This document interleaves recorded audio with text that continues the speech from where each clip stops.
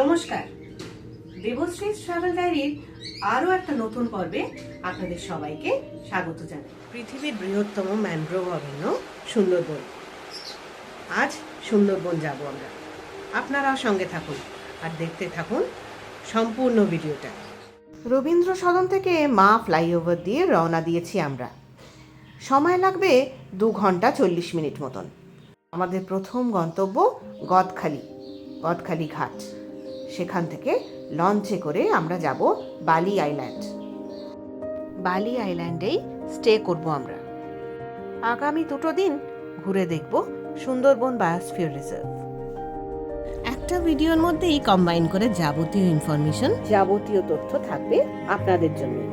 Baruipur Canning highway দিয়ে আমরা সোজা এগিয়ে যাব আমাদের গন্তব্যে। রাস্তা বেশ সুন্দর।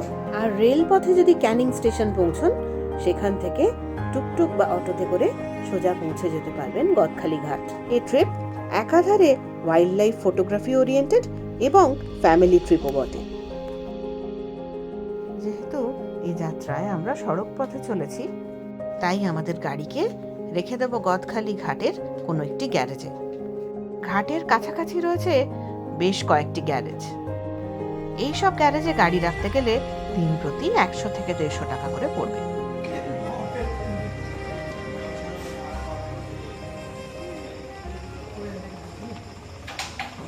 আমরা এই গদখালি ঘাট এসে পৌঁছলাম। এখানে সাগর কার পার্কিং। ফোন নাম্বার হচ্ছে 7797915131 আর 9732811561 এই নাম্বারে ফোন করে খোঁজ খবর নিয়ে নিতে পারেন। এখানে গাড়ি রাখতে পারেন। আমরা এখানে গাড়ি রেখে বোটে করে আমাদের হোটেলের দিকে রওনা হব। এবার গদখালি ঘাটের দিকে এগিয়ে চলেছি আমরা। ম্যানগ্রোভ নেস্টেড বোট অলরেডি ঘাটে এসে গিয়েছে, আমাদের জন্য অপেক্ষা করছে। আমাদের 7:51। আমরা বোটে উঠে পড়েছি গদখালি ঘাট থেকে। এতটাই অন্ধকার হয়ে গেছে আপনাদের আর দেখাতে পারছি না। কাল সকালের আলোতে ভালো করে দেখাবো না হয়। চারিদিকে নিশ্ছিদ্র অন্ধকার।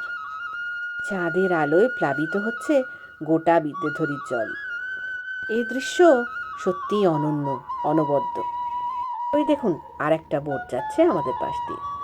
দিন আমাদের নৈশভোজের বন্দোবস্ত ছিল বোটেই। গরম গরম সুস্বাদু ডিনারে পেট পুজো সেরে আবার চেয়ে রইলাম নিকষ অরণ্যটার দিকে। অন্ধকারের সুন্দরবন যেন আরো মায়াবী লাগছিল আমাদের কাছে। বোট থেকে এবার নামার পালা। পৌঁছে গিয়েছি বালি আইল্যান্ড।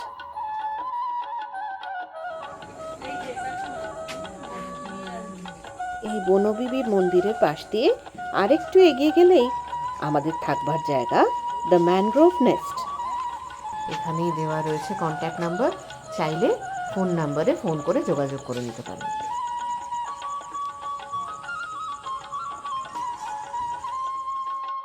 ঢুকেই রুমটাও দেখিয়ে দিই আপনাদের। আসুন। আমাদের যে রুমগুলো দেওয়া হয়েছে ডাবল বেডেড রুম হলেও অনায়াসেই 4 জন থেকে যাওয়া যায়। বেড সাইডে জলের বোতল, ইলেকট্রিক কেটল, চা করার সমস্ত সরঞ্জাম, মাছ নিডেড পরিষ্কার পরিচ্ছন্ন ঘর, গিজার সহ ওয়াশরুম। রুম সাইজ যথেষ্ট বড়। লাগেজের পরিমাণ একটু বেশি হলেও কোনো রকম অসুবিধা নেই। এক কথায় স্পেশিয়াস, কোজি আর সিরিন। হোমস্টের ট্যারিফ কত জানতে চাইছেন? ওনাদের ডাইরেক্ট কন্ট্যাক্ট নাম্বার দিয়ে দিলাম। কল করে ডাইরেক্টলি জেনে নিতে পারেন। রাত্রি 10:05 আমরা এইমাত্র এসে পৌঁছলাম আমাদের রিসর্টে, আমাদের হোটেলে। ম্যানগ্রোভ নেস্ট আমাদের হোটেলের নাম। আর কাল থেকে আমাদের সাফারি শুরু হবে। টিকিট রয়েছে, 2 কমপ্লিমেন্টারি জলের বোতল, বাইরে বিসলেরির 20 লিটারের জলও দেওয়া রয়েছে। চাইলে এগুলো শেষ হয়ে গেলে ভরেও নিতে পারেন। Good morning. এখন প্রায় 5:30 বাজে, 5:26 মতো। বোটের দিকে যাচ্ছি। বোটে করে সাফারির জন্য বেরোবো। আজকে একটু দেরি করে বেরোচ্ছি তুলনামূলকভাবে। তো let's hope for the best. দেখা যাক কি হয়। অনেক জায়গাতে তো বাঘ দেখেছি, অনেক ফরেস্টে বাঘ দেখেছি। তো তো সুন্দরবনের বাঘ দেখার ইচ্ছে অনেক দিন থেকেই রয়েছে আমার, দেখা যাক কি দেখা যায়। হোমস্টে থেকে মিনিট 3-4 হেঁটে গেলেই পড়বে সেই জায়গা যেখান থেকে আমরা বোটে উঠব সুন্দরবনের সাফারির জন্য।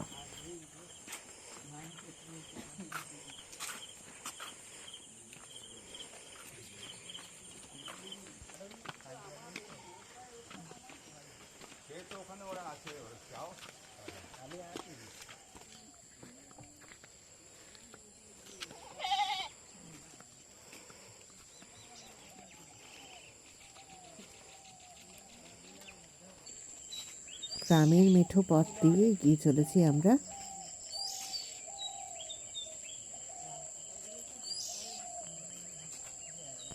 বোটগুলো যে জায়গায় রয়েছে দেখেই বুঝতে পারছেন এই মুহূর্তে ভাটা চলছে। তো এই ভাটায় জল অনেকটা নেমে যাওয়ার কারণে নৌকার ঘাটের সিঁড়িগুলোতে বেশ অনেকটা করেই কাদা। তবে বয়স্করা সঙ্গে থাকায় বাড়তি নিরন্তর সহযোগিতা পেয়েছি বোটের সকলের। ওই যে সাদা বোটটা দেখছেন, ওটাই আমাদের সুন্দরবনে পরিবহনের মাধ্যম। বোটে উঠে সিঁড়ি দিয়ে নিচে নেমে গেলাম প্রথমে। ওপরের টেকটা পরে দেখাচ্ছি আপনাদের। নিচে এইটা হলো বিশ্রাম নেওয়ার জায়গা। চাইলে এখানে বসেও জানলা দিয়ে অনায়াসে দেখতে পারেন চারপাশটা। আমরা এখানটাতেই এসে সমস্ত ব্যাগেজ যাবতীয় সরঞ্জাম রেখে দিতাম। পাশেই রয়েছে কিচেন, দাঁড়ান দেখাই। এই যে দেখুন, বোটে এখানেই রান্না বান্না হয়। সিঁড়ি দিয়ে উঠে এলাম ওপরে। এইখানেই আমরা চেয়ার নিয়ে বসবো, অন্বেষণ করব বন্য প্রাণীদের, তার সঙ্গে উপভোগ করব প্রকৃতি।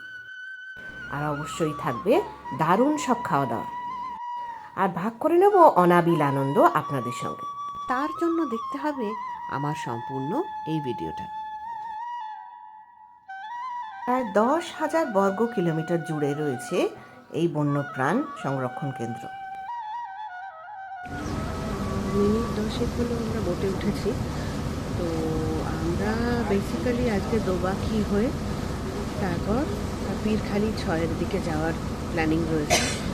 তো আমরা রওনা হয়েছি। এখান থেকে সময় লাগবে মোটামুটি ঘন্টাখানেক, 1 ঘন্টা 15 মিনিট মতো। আমাদের জন্য চা বিস্কিট এসে গিয়েছে। এদিকে ইতিমধ্যে ভোরের আলো ফুটতে শুরু করেছে।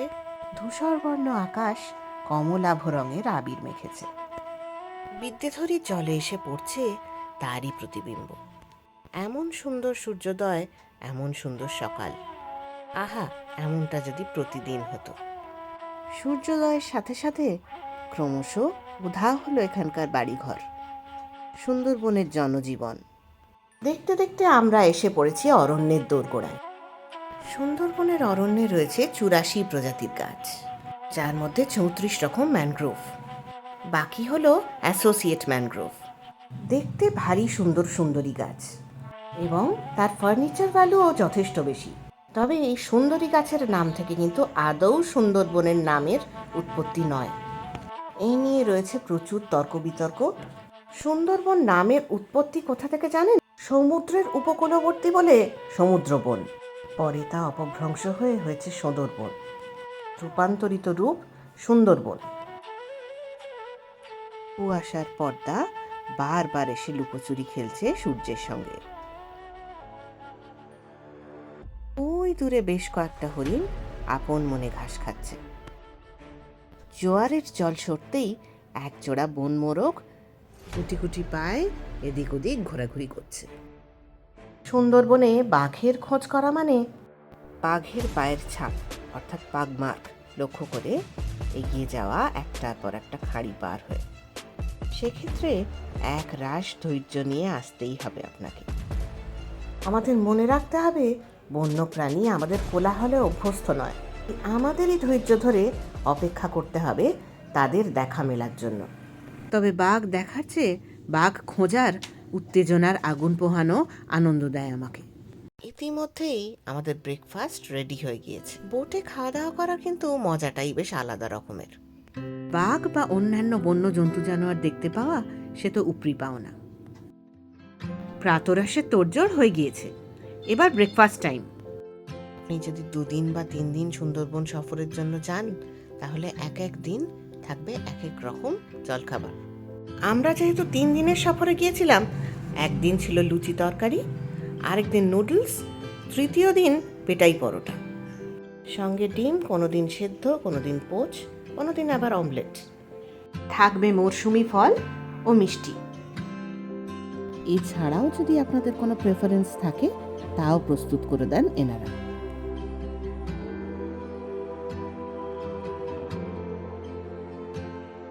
ম্যানগ্রোভ বনাঞ্চল, তারই সংলগ্ন কড গ্রাসের গালিচা, তারই পেছনে ওই দেখুন দূরে স্পটেড ডিয়ার বা চিতল হরিণ।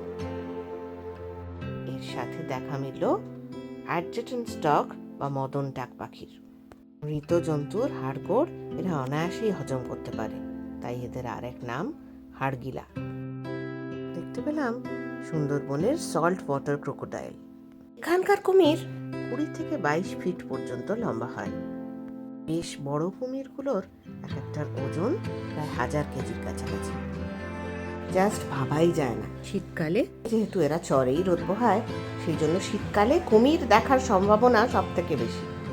জঙ্গল ক্যাট বা লেপার্ড ক্যাট দেখবার প্রবাবিলিটিও থাকে শীতকালে। তবে ওই যে ওয়াইল্ড লাইফ ট্রিপের জন্য গেলে আপনাকে সময় দিতে হবে অন্তত 5 দিন। ওই দেখুন, ইতিমধ্যে চলে এসেছে সুন্দরবনের ডেলিকেসি, গরম গরম আমোদি মাছ ভাজা, টমেটো সস সহযোগ, সঙ্গে আরেক রাউন্ড চা। শোনা যায় আগে নাকি সুন্দরবনে দেখা মিলত swamp deer, barking deer, wild buffalo, এমনকি রাইনোর। তখন ম্যানগ্রোভ ছিল আরো বিস্তীর্ণ। অনুকূল পরিবেশ নষ্ট হয়ে যাওয়ায় দেখা মেলে না তাদের। জলের ধারে ধারে শ্বাসমূলের গা ঘেঁষে ঘেঁষে মাড স্কিপাররা চলেছে। এরা মূলত উভচর। এরা এদের পেক্টোরাল ফিনে ভর দিয়ে ডানায় চলাফেরা করতে পারে। ডাঙায় বেঁচে থাকতে পারে 2 দিন পর্যন্ত। এরা কিন্তু ভীষণভাবে টেরিটোরিয়াল। এদের শ্বাস প্রশ্বাস নেওয়ার প্রক্রিয়া ঠিক ব্যাঙের মতো। ছোট কাঁকড়া, শামুক, এমনকি স্বজাতির ছোট ছোট মাড স্কিপারও এদের খাদ্য। সামনে অদূরে রয়েছে কয়েকটি স্পটেড ডিয়ার। ধারালো শ্বাসমূলের ভেতর থেকে কি করে জানি সবুজ পাতা আর গাছের শুকনো পাতা খুঁজে খুঁজে খাচ্ছে ওরা। তবে এক্ষেত্রে বাদরেরা অর্থাৎ শাখা মৃগরা কিন্তু এই মৃগদের পরম বন্ধু। হরিণদের আর বাদরদের নাকি এতটাই বন্ডিং যে গাছের ওপর থেকে বন্ধুর জন্য বাদররা সবুজ পাতা ছিঁড়ে মাটিতে ফেলে দেয়। ফলে গাছের যেসব কচি পাতায় নাগাল পায় না হরিণরা, তার স্বাদও নিতে পারে এভাবেই।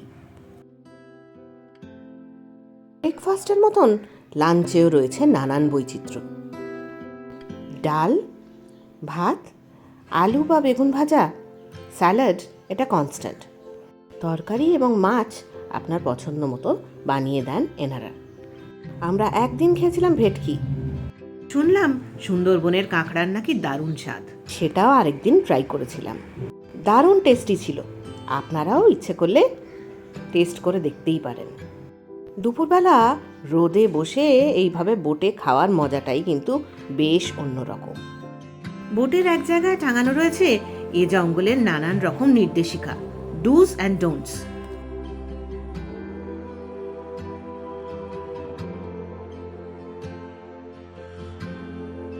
আর সব শেষে থাকবে চাটনি। তবে পেঁপের চাটনিটা অবশ্যই ট্রাই করবেন, ওটা কিন্তু দারুণ ছিল। আর পাঁপড় ভাজাও থাকবে কিন্তু। সব মিলেমিশে খাওয়া দাওয়ার আয়োজন অনবদ্য। অদূরেই একটি ওয়াইল্ড বোর তার শাবককে নিয়ে গাছের ছাওয়ায় মন দিয়ে খাওয়া দাওয়া করতে ব্যস্ত। ধারালো বল্লমের মতন শ্বাসমূল তো বটেই। ভৌগোলিক অবস্থান, খাদ্যাভাব, পানীয় জলের অভাব, নোনা জল কাদাযুক্ত অঞ্চল, এসবই এখানকার বাঘেদের প্রতিকূলতার এবং ম্যান ইটার হয়ে ওঠার প্রধান প্রধান কারণ। তবে বাঘ ছাড়াও এখানে দেখতে পাওয়া যায় 9 রকমের মাছরাঙা। অন্য কোথাও পাবেন না আপনি। আরও দেখা যায় নানান পরিযায়ী পাখি। নদীর জলে আনমনে ভেসে চলেছে ম্যানগ্রোভের বীজ, বাদা বনের নতুন মাটিকে আঁকড়ে ধরার অপেক্ষায়। ক্ষণিকের অপেক্ষাতেই মাছের বদলে যদি চিংড়ি মাছ পাওয়া যায় তাহলে তো কেল্লাফাতে। বকটার সাথেও কিন্তু এমনটাই হয়েছে জানেন।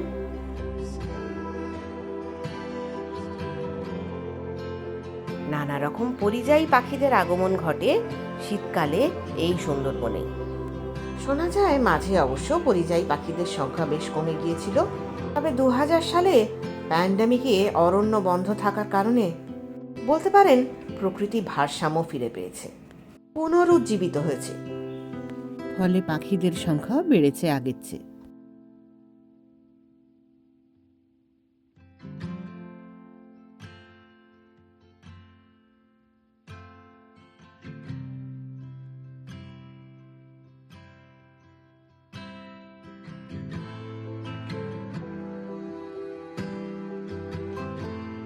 প্রত্যক্ষ করলাম সুন্দরবনের মৎস্যজীবীদের চ্যালেঞ্জিং জীবনযাপন। প্রায় সকলেই হয়তো জানেন এখানকার মানব বাঘ সংঘাতের কথা। কঠোর বাস্তবতাকে মেনে নিয়ে এখানকার মানুষদের জীবন সংগ্রামের কথা।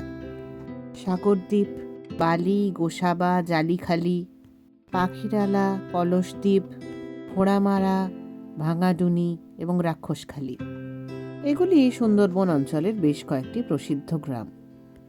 বিশ্বের বৃহত্তম ম্যানগ্রোভ বন এবং একাধারে জীববৈচিত্র্যের আধার এই সুন্দরবন। নদীর জলে সূর্যের আলো পড়ে কি অপূর্ব যে লাগছে! আসলে এই সুন্দরবনের শোভা বোধহয় ভাষায় প্রকাশ করা সম্ভব নয়। এতক্ষণ তল্লাশির পর অবশেষে পাওয়া গেছে বাঘের পাগমার্ক।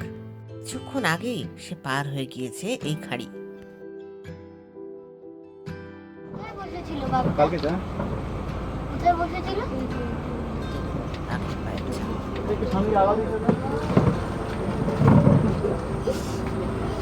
তার ঠিক পরবর্তী খাড়ি এটাই। আমাদের অনুমান অনুযায়ী আগের খাড়িটা পার হয়ে গিয়ে থাকলে বাঘকে এই খাড়িটাও পার হতে হবে। সামনের এই আইল্যান্ডটাতে রয়েছে বেশ কয়েকটা হরিণ। সব ভাবতে ভাবতে বেশ সজাগ হয়ে ধীরে ধীরে এগোচ্ছি আমরা। এমন সময় কানে এলো ডিয়ারের অ্যালার্ম কল। ওই যে গাছের ওপর থেকে শোনা যাচ্ছে বাঁদরের অ্যালার্ম কল। আমরা দেখতে না পেলেও ওরা কিন্তু বেশ ঠাহর করতে পারছে বাঘের উপস্থিতি। নিঃশব্দে অপেক্ষা করা ছাড়া আমাদের এই মুহূর্তে আর কিচ্ছু করার নেই। অরণ্যের ভেতরটা যে কি ভীষণ অন্ধকার! বাঘ বাইরে বেরিয়ে না আসলে কি আদৌ দেখা সম্ভব? এই সব ভাবতে ভাবতে এগিয়ে চলেছি। এমন সময় আরে ওই তো!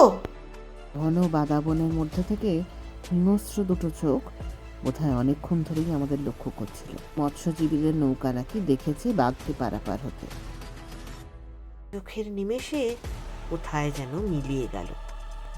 যা দেখলাম তা কি সত্যি নাকি মনের ভুল?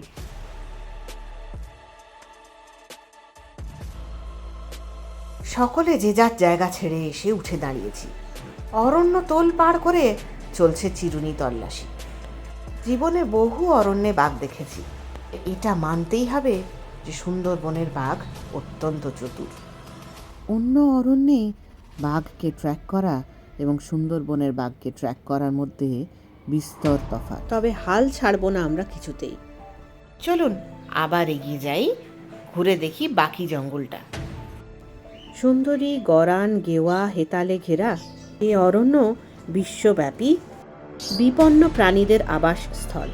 বঙ্গোপসাগরে বন্যা এবং ঘূর্ণিঝড় থেকে উপকূলীয় সুন্দরবন রক্ষা করে চলেছে আমাদের। আগের বার আমরা বাঘ দেখেছি এখান থেকে বেরিয়েছে যেটা। ওই দেখুন সামনে আরেকটা কুমির, শুধু মাথাটুকু বেরিয়ে আছে জল থেকে। ওই যে ডাঙার উপর কাদার মধ্যে শুয়ে আছে আরেকটা। এটা আয়তনে একটু ছোটই। কথায় আছে সুন্দরবনে জলে কুমির, ডাঙায় বাঘ। সল্ট ওয়াটার ক্রোকোডাইল যেগুলো সুন্দরবনে পাওয়া যায়, ম্যান ইটিং স্পিসিসদের মধ্যে এরা অন্যতম। বাঘের খবর পেতেই ইতিমধ্যে আর একটা বোটও এসে দাঁড়িয়েছে আমাদের বোটের কাছেই। দেখে আবারও মেঘ করতে শুরু করেছে। বৃষ্টি হবে নাকি? Rainy day is a perfect time to walk in the woods. তবে হাঁটার তো প্রশ্নই নেই জঙ্গলে। প্রাণী দেখবার জন্য কতটা সুখকর হবে এই আবহাওয়া ভাবতে ভাবতে এগিয়ে চলেছি। একটা জিনিস দেখুন, বৃষ্টির জল পেয়ে গাছপালার রং যেন আরো আরো সবুজ হয়ে উঠেছে। হেতাল গাছ ম্যানগ্রোভ বনের তাল জাতীয় একটি চিরহরিৎ উদ্ভিদ। এগুলো মূলত ঝোপ আকারে বাড়ে, এই 2 থেকে 8 মিটার পর্যন্ত লম্বা হয়। সুন্দরবনের বুক চিরে হেতালের ঘন ঝোপ প্রকৃতির এক অপূর্ব দৃশ্য। সাদা জলের খেয়া আর ম্যানগ্রোভের হেতাল বন বাঘের রাজত্বে এক অন্য জীবন। হেতালের বাঁকানো পাতা আর ম্যানগ্রোভের এই বনাঞ্চল বাঘের ছদ্মবেশের নীরব সাক্ষী। এই রহস্যময় হেতাল বনে বারবার দৃষ্টি ভেদ করে দেখার চেষ্টা করছি, বোঝার চেষ্টা করছি বাঘের উপস্থিতি। বোঝার চেষ্টা করছি ঝোপঝাড়ের হেতাল বাঘের লুকোচুরির আড়ালে সুন্দরবনের এক নিবিড় জীবন। সত্যি কি বিচিত্র এ বাদাবন, কি অপরূপ এর শোভা। সুন্দরবনের বাঘ অন্য বাঘের চেয়ে কোথায় আলাদা বলুন তো? অনেকেই হয়তো জানেন, তবু বলে রাখি, এরা বেশ তুখোড় সাঁতারু। সাঁতার কাটার প্রয়োজনীয়তায় এদের থাবা সামান্য জালযুক্ত। এরা ছদ্মবেশীয় বটে। লম্বা ঘাস, সূর্যের আলো, কাদামাখা তীরের সাথে পুরোপুরি মিশে যায় এদের গায়ের রং। ফলে শিকার করতে বেশ সুবিধা হয়। তাদের হালকা গঠন আর চটপটে ধরন ঘন জটলাযুক্ত ম্যানগ্রোভ শিকার পার হয়ে অনায়াসেই চলাচলের উপযুক্ত। যদিও বন দপ্তরের পক্ষ থেকে অনেকগুলি জায়গায় এখন মিষ্টি জলের হ্রদ করে দেওয়া হয়েছে বাঘেদের সুবিধার্থে, তা সত্ত্বেও এরা লবণাক্ত জলের সঙ্গে বেশ খাপ খাইয়ে নিয়েছে। খাদ্যাভাব এখানকার বাঘেদের বাধ্য করেছে মাছ কাঁকড়া ধরে খেতে। এবারে আমরা কোনো ওয়াচ টাওয়ারেই নামিনি। পরের বার গেলে নিশ্চয়ই দেখাবো আপনাদের। ভাঙা মেঘের আড়াল থেকে সূর্যের হলদেটে আভা ততক্ষণে মিলে মিশে যাচ্ছে সুন্দরবনের আকাশে। সূর্যাস্তের সোনালি আভা ধরেছে সুন্দরবনের জলেও। অতএব ফিরতি পথে আমরা এ যাত্রায় এই ওয়াইল্ড প্যারাডাইস অফ সুন্দরবন ঘুরে দেখবার জন্য যাদের সাথে যোগাযোগ করেছিলাম তাদের কন্ট্যাক্ট নাম্বার আমি স্ক্রিনে দিয়ে রাখলাম। বোট থেকে নেমে হোটেলে যাওয়ার পথে পায়ে হাঁটা রাস্তায় দেখতে পেলাম জঙ্গল আউটলেট। ওই যে দেখুন গাছের ওপর বসে রয়েছে। সন্ধেবেলায় হোটেলে ফিরে এসে জমিয়ে চা আর চিকেন পকোড়া, মাঝখানে একটু বিশ্রাম, তারপরই ডিনার করে নেওয়ার পালা। বাকি দিনগুলো রাত্রের খাওয়া দাওয়া হোটেলেই করেছি আমরা। আমাদের রান্না বান্না হতো বোটেই, সার্ভিংটা শুধুমাত্র হোটেলে। এখানেও সেই পছন্দসই খাবার দাবার, রান্না বান্না দুর্দান্ত, একটা home away from home feeling. সব মিলিয়ে এটাই বলবো, সুন্দরবন শুধুমাত্র কোনো ভ্রমণ গন্তব্য নয়। সুন্দরবন বাঙালিদের নস্টালজিয়া, বলতে পারেন একটা সিরিজ অফ আনফরগেটেবল ফ্রেম। মনে আছে সেই জায়গাটা যেখানে বাঁদর বা হরিণদের আলাম কল পাচ্ছিলাম? এনারই দেখা পেয়েছিলাম তখন। দেখা পেয়েছিলাম ক্ষণিকের জন্য, তাই ভিডিও তোলা যায়নি, এটাই আফসোস। আমার এই ভিডিওটা যদি আপনাদের ভালো লেগে থাকে তাহলে অবশ্যই সাবস্ক্রাইব করবেন ইউটিউবে আমার চ্যানেল দেবশ্রীজ ট্রাভেল ডায়েরি। যদি মনে করেন শেয়ার করতে পারেন আপনার চেনা জানা সকলের সঙ্গে। আর যদি ভালো লাগে আমার এই ভিডিওটা তাহলে শেয়ার করে দিন আপনার চেনা জানা সকলের সঙ্গে। সকলে ভালো থাকবেন, সুস্থ থাকবেন আর সঙ্গে রাখবেন দেবশ্রীজ ট্রাভেল ডায়েরি।